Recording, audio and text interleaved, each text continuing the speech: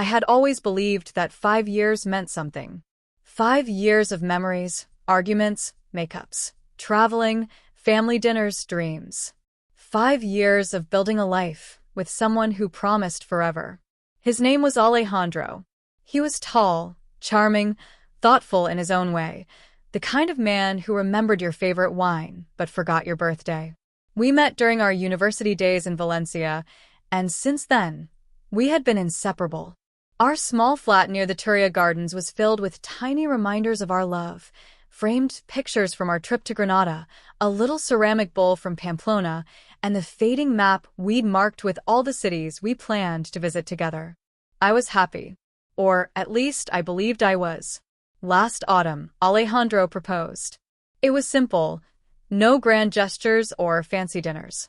Just the two of us at home, in our pajamas, with a cheap bottle of cava and an awkward smile on his face. I laughed, cried, and said yes. We weren't rich, but we had each other. I wore the modest silver ring like it was made of diamonds.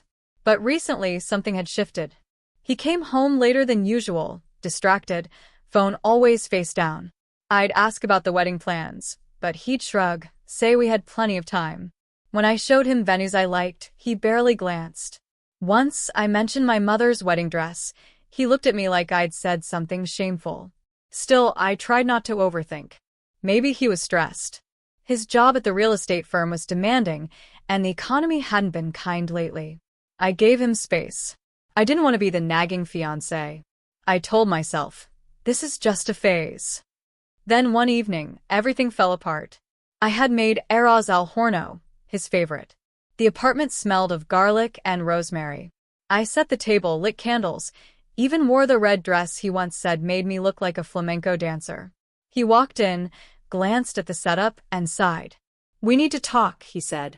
I froze. That sentence, always the prelude to something terrible. He sat across from me, not touching the food, not touching me. He looked tired, but also detached, like a man about to return a faulty item. "I've been thinking," he said, "about us, about the future. I'm not sure I want to get married." I didn't understand. At first, I thought he was joking. I even laughed a little, but his expression didn't change. "You're not sure?" I repeated, my voice cracking. "I don't think I'm ready. Maybe I never was. I care about you, Isabel. I do. But marriage, it feels like something we're supposed to do, not something I want to do." The room spun.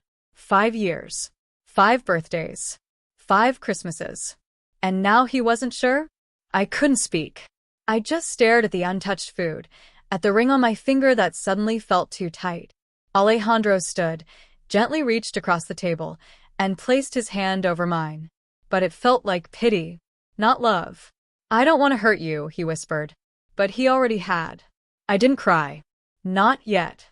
I just nodded, numb. He left that night, saying he needed time to think. I stayed behind, in the red dress, next to the cold dinner, feeling like a fool. What I didn't know then was that this wasn't just about cold feet. It was something deeper, something darker, something that would unravel every truth I thought I knew about our love. The next morning, the sun rose like nothing had changed. But everything had. The bed beside me was cold. Alejandro hadn't come home. I sat on the balcony, sipping burnt coffee, watching early joggers pass through the quiet streets of Valencia. My phone lay silent on the table. No message. No apology. No explanation. In the kitchen, the leftovers from last night still sat on the stove, untouched.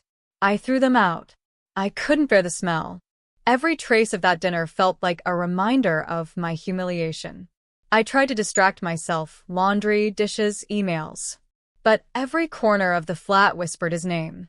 His coat still hung by the door. His toothbrush in the cup. His cologne lingering on the sheets. My life had become a museum of a love that might already be dead. I didn't tell anyone. Not yet. I wasn't ready to say it out loud, that my fiancé might be leaving me. Instead, I went to work at the small bookshop in Razafa like nothing was wrong. Carmen, my boss and friend, noticed something was off. She always did. "You look like you haven't slept," she said, handing me a warm croissant from the bakery next door. I forced a smile. Just a rough night. She gave me a look. The kind older women give when they know you're lying, but choose not to press. Around midday, I stepped outside for some air and checked my phone. Still nothing from Alejandro. But there was something else, a message from an unknown number. He's not who you think he is. I stared at it, heart pounding. I replied instantly. Who is this? No answer. The message was unsigned, no profile photo. Just those 7 words. Enough to set my mind on fire. I spent the rest of the day watching the door, expecting someone to appear. But no one did. When I got home that evening, Alejandro was there, sitting on the couch, like nothing had happened. I still have my keys, he said, sheepishly. I didn't speak. I just waited. I'm sorry, he said, rubbing his forehead. I shouldn't have dropped that on you. I was being selfish. Are you calling off the wedding? I asked, my voice flat. He looked down. I don't know. That was worse than a yes. We sat in silence. Then I asked, is there someone else? He looked up sharply. No.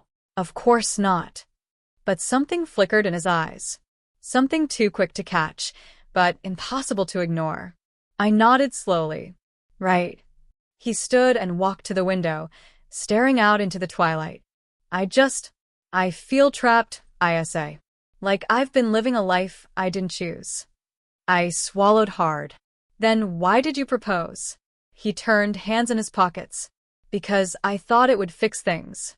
Fix what? He didn't say more. He kissed my forehead, said he'd sleep at his cousin's place for a few days, and left again. As soon as the door closed, I opened my phone and stared at the strange message again. He's not who you think he is. I should have deleted it. But I didn't. I had no idea who sent it. But deep down, I knew they were right. The following days blurred into one long, anxious silence. Alejandro didn't return, and aside from a brief message saying he needed space to think, he didn't reach out again. I didn't chase him. I couldn't. My pride was already in pieces. But that message, he's not who you think he is, kept haunting me. I tried to brush it off, tell myself it was some cruel joke or spam. But my gut wouldn't let it go. By Thursday, the tension inside me became unbearable. I needed answers. And I knew exactly where to start. I went to see Lucia. She was Alejandro's sister. Warm, sharp-witted, and fiercely protective of him. We had grown close over the years. If anyone knew what was going on with him, it would be her. Lucia welcomed me into her flat in El Carmen with a tight hug and a worried look. You look terrible, she said gently.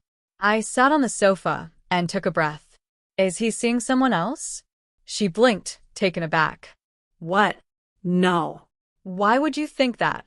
I hesitated, then pulled out my phone and showed her the message. She read it, eyes narrowing. That's creepy. Who sent this?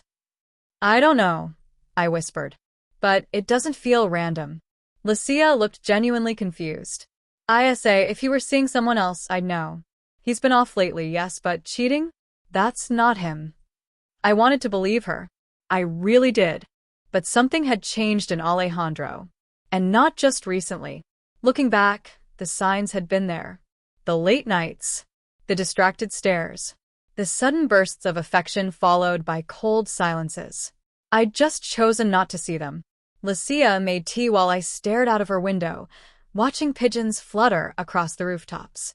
Maybe it's not another woman, I said, more to myself than to her. Maybe it's something else he's hiding.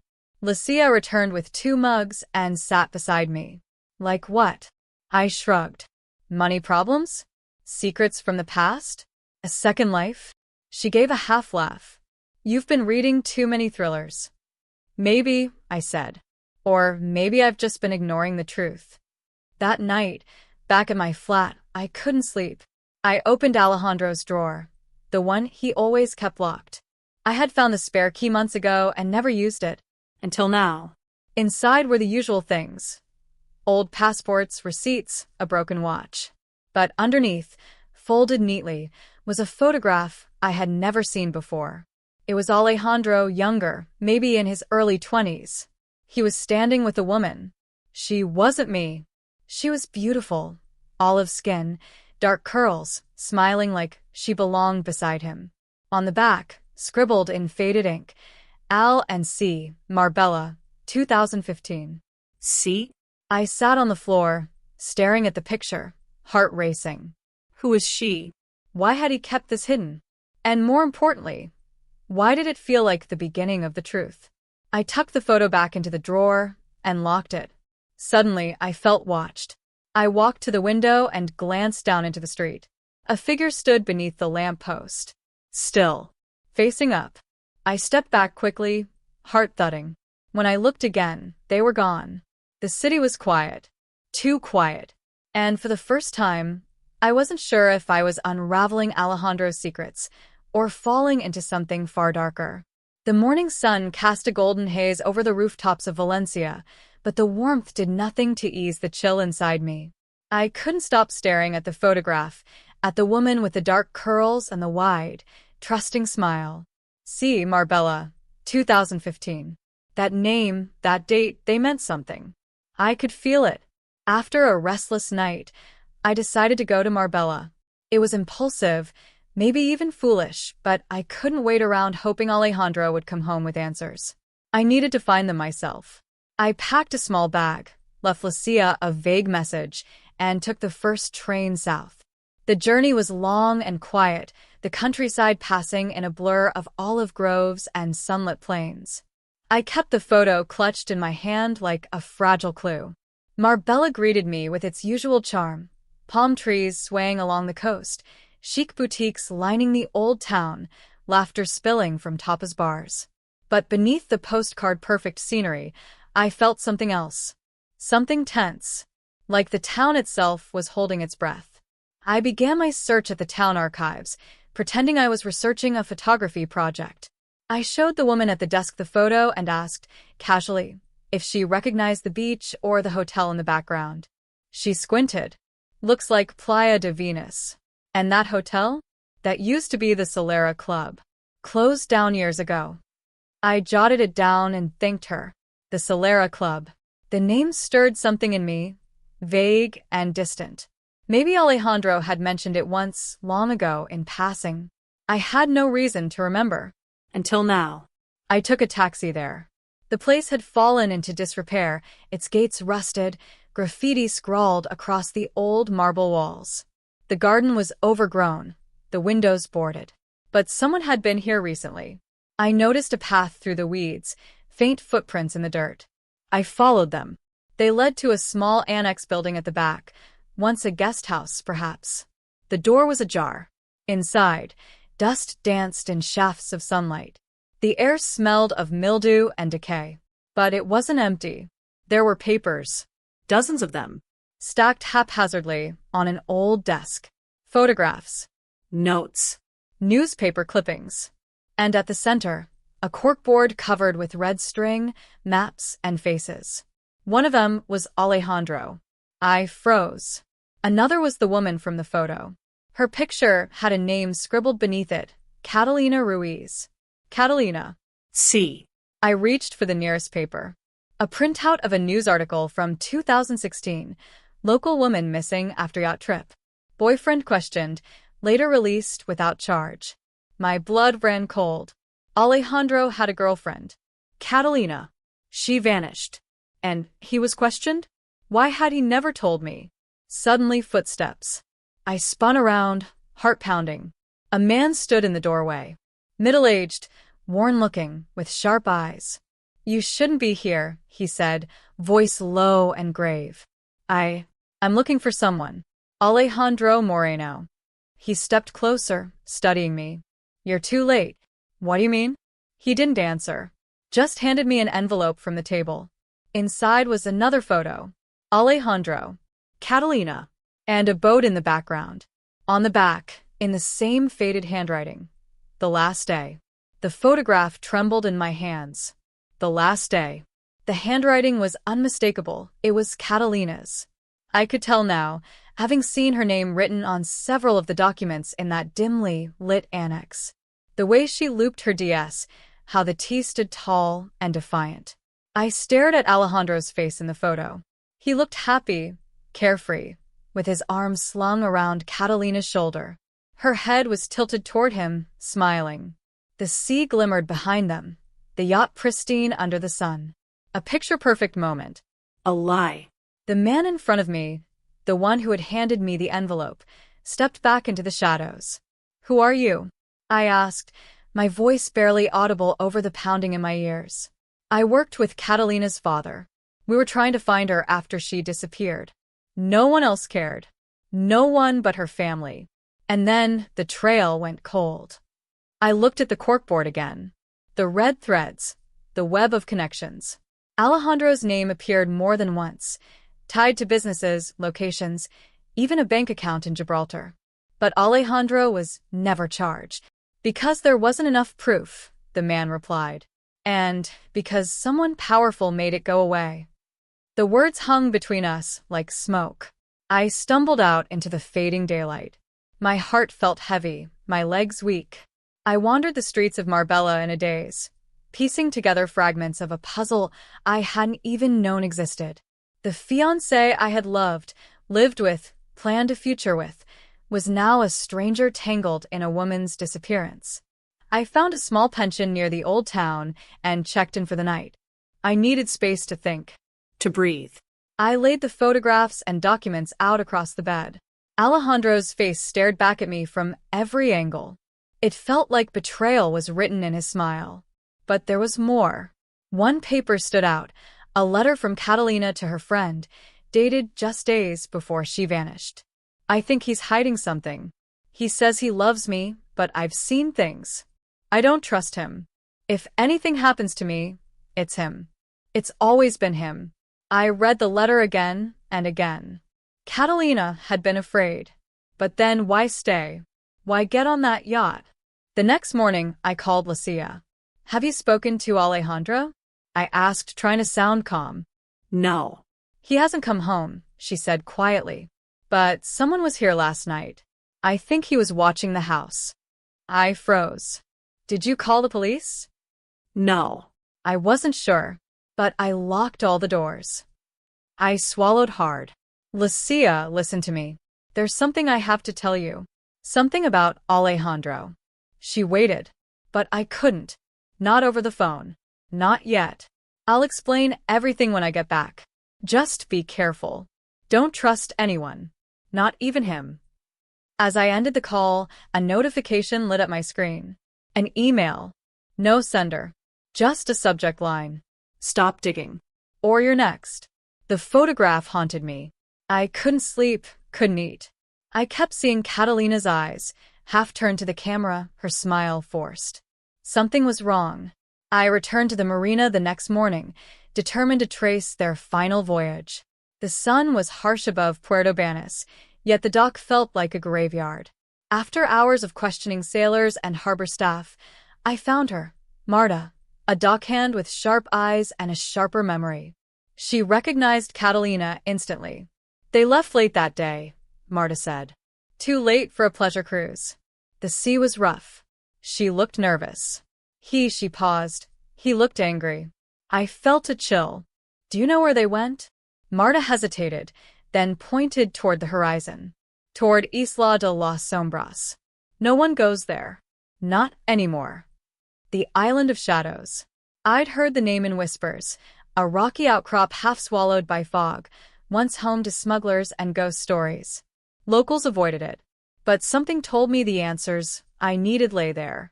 I hired a small boat and a reluctant captain. As we drew closer, the island emerged like a scar on the sea. Its cliffs were jagged, its trees twisted by salty winds. And there, hidden behind black rocks, was the wreckage of a small yacht, weather-beaten, half-submerged, and forgotten. I climbed onto the wreck, heart pounding. Inside, silence. Then, in a rusted compartment, I found it, Catalina's gold locket. Inside was a photo of the two of us, taken years ago. She'd brought it with her. Tears blurred my vision. She had remembered me. She'd kept that piece of our past, even on her last journey. But what had happened here? Where was her body? And why had no one searched? Suddenly, a voice broke the silence behind me. You should not have come here. I turned slowly. My blood froze. He stood on the rocks, cloaked in the mist that curled around the island like a living thing. The man's face was half in shadow, but I recognized him immediately. Alejandro. How did you find this place? He asked, his voice low, distant. I backed away slightly, the ruined yacht creaking beneath my feet. You brought her here, didn't you? His eyes didn't blink. I didn't kill her. That's not what I asked. Silence pressed in. The waves crashed violently against the cliffs, the only sound between us. Alejandro stepped closer, the mist parting as he moved. She wasn't supposed to come, he said at last. I told her to stay behind. She followed me anyway. Said she needed to know the truth. I stared at him, stunned. What truth? He looked away, jaw clenched. Catalina was involved in something. Something that went wrong. Her father had enemies, dangerous ones. She took something she shouldn't have. And she trusted the wrong people. You. I tried to protect her. His voice cracked like thunder. But she wouldn't listen. She was reckless. I didn't believe him. Not entirely. But there was pain in his voice, and for a moment, I saw the man I once loved. She disappeared, I said softly. And you just moved on? Alejandro laughed bitterly. You think I moved on? You think I haven't been haunted every day? I came back here, over and over again, hoping to find something. Hoping it was all a mistake. But the sea doesn't give back what it takes. The truth lingered in his words. Grief, guilt, perhaps even innocence. But Catalina was still gone. What happened that night? I asked. He looked down at the jagged rocks. She ran. I tried to stop her. She slipped, fell into the water. I jumped after her, but the tide pulled her under. I searched for hours. My throat tightened. And the body? Never found. I didn't know what to believe anymore. But something inside me still whispered, this wasn't the full story. Alejandro reached into his coat and pulled out a small, sealed envelope. She left this. For you.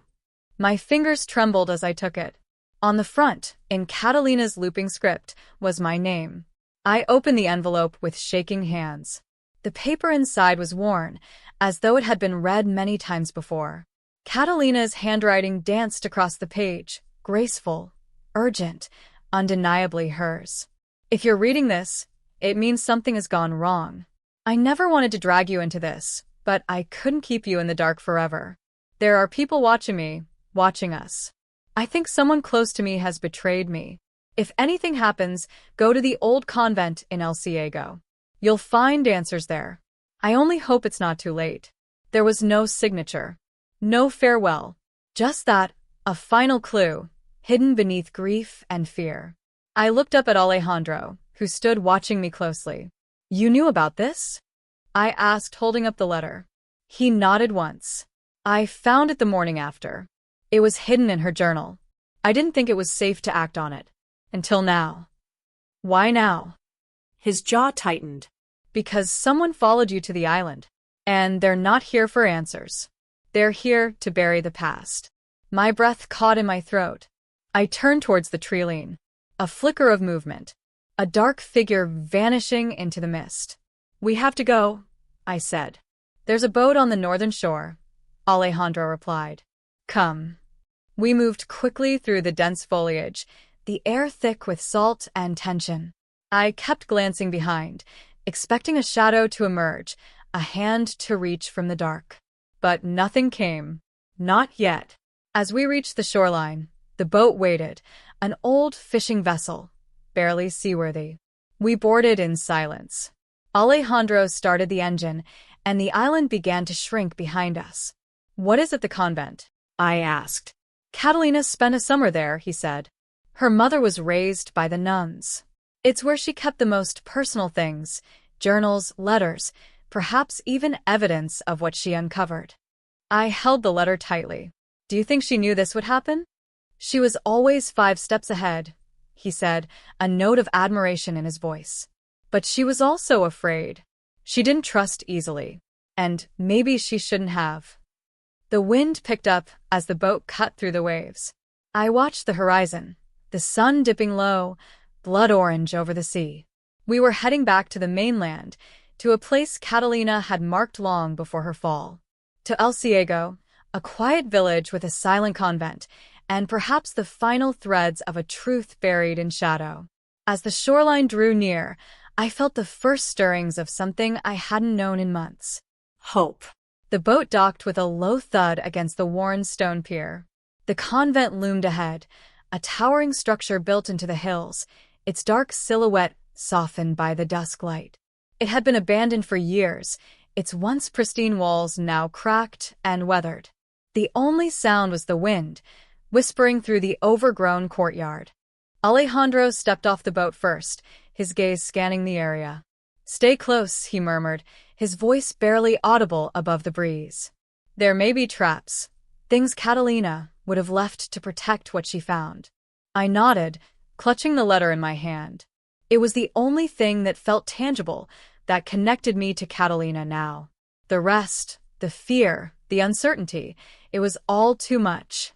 We crossed the courtyard, stepping carefully over stones and through tangled vines. The door to the convent was ajar, the hinges rusty from years of neglect. Alejandro pushed it open with a soft creak, revealing a long hallway lined with faded tapestries and statues of saints. A faint smell of incense lingered in the air, but it wasn't comforting. It was heavy with the weight of time and secrets. We moved cautiously, Alejandro in the lead. His eyes darted from corner to corner, scanning every shadow. "Catalina used to come here to think," he said, his voice low.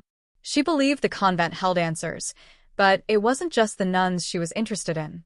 She thought they were hiding something. Something from the past." I asked, my voice shaky. He stopped in front of a wooden door at the end of the hall, its surface covered in intricate carvings. "This is it," he said quietly. "Where she found the journals. Where she uncovered what had been buried."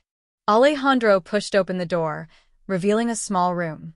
The air was musty, but the scent of old paper and leather filled the space. Bookshelves lined the walls, filled with dusty tomes and manuscripts. At the center of the room stood a stone altar, the surface covered in faded papers and old photographs. I stepped forward, heart racing. "Is this everything?" He nodded, moving past me to a large wooden chest at the far end of the room. "This is where Catalina hid the truth. If she was right, everything we need to understand what happened is in here." With a creak, he opened the chest. Inside, there were bundles of yellowed papers and letters tied with string. Some of the pages were torn, others stained with ink. But one thing stood out, a photograph, its edges frayed, depicting a group of people I didn't recognize. Among them, Catalina's mother stood at the center, her expression stern. Alejandro picked up the photo, turning it over to reveal a name written in ink. Elena Navarro. "Her mother?" I asked. He nodded. "Yes." "But this isn't just about her. This goes back farther, to the founding of the convent, to a secret society that controlled the wealth of this region." My mind raced. The pieces were falling into place, but there were too many gaps. "What does this mean?" I asked. "What did Catalina uncover?" Alejandro stared at the photograph, his face growing darker.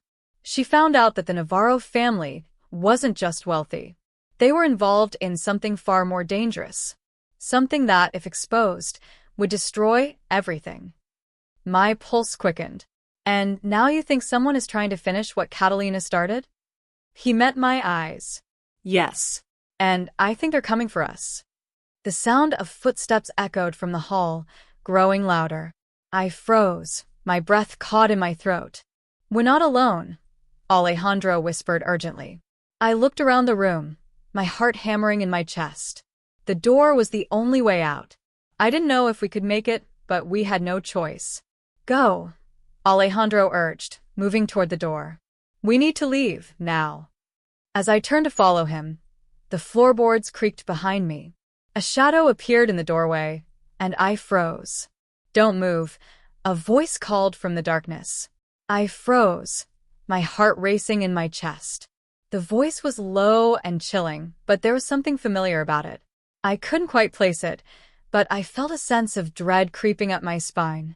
Alejandro was already moving, positioning himself between me and the door. His hand was on his gun, ready to defend us, but the shadow in the doorway didn't seem to move. Who's there? Alejandro demanded, his voice sharp. The figure stepped into the dim light of the room, revealing a tall man in a dark coat. His face was partially obscured by a wide-brimmed hat, but I could make out a sharp jawline and cold eyes that glinted in the low light. "It's you?" I whispered, my voice shaking. The man smiled, a thin, cruel smile that didn't reach his eyes. "Did you really think you could uncover the truth without consequences?" Alejandro stepped forward, his eyes narrowing. "I thought you were dead." The man laughed, a sound that echoed in the room. "Many thought that. But I've been waiting, watching, for the right moment." I was trying to make sense of what was happening, but my mind was spinning. I recognized him now. He was a figure from the past, someone Catalina had warned me about, someone tied to the Navarro family's dark history. "You were part of the secret society, weren't you?" I asked, my voice barely above a whisper. The man's eyes gleamed with malice. "I was, indeed. And I see you found the evidence, the legacy of what your family was really involved in. But it's too late for you. You should have stayed away." Alejandro took a step forward, his hand still hovering near his gun. "You're not getting away with this," he said through clenched teeth. "Not again." The man chuckled darkly. "You really think you can stop me? You've barely uncovered the surface of what's hidden here. There's more, much more, and you'll never leave this place alive." Suddenly, the sound of distant footsteps echoed through the halls, growing louder. More figures were coming. It was a trap. I glanced at Alejandro, panic rising in my chest. "We need to go, now," I whispered. But the man was already moving, blocking the doorway. He drew a long knife from his belt, the blade gleaming in the low light. "You think you can escape?" he taunted.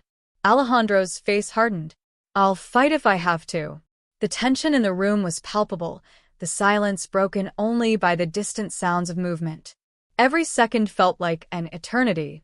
I felt my pulse quicken as the man stepped closer, his eyes never leaving us. But just as he raised the knife, a loud bang echoed through the room. The man stumbled back, a look of shock crossing his face as he looked down at his side. A trickle of blood began to stain his coat, and he staggered, dropping the knife. Another figure appeared in the doorway, this one cloaked in shadows. The newcomer stepped forward, revealing a familiar face. "Don't worry," the figure said, a smirk on his lips. "I've got this covered." It was Diego.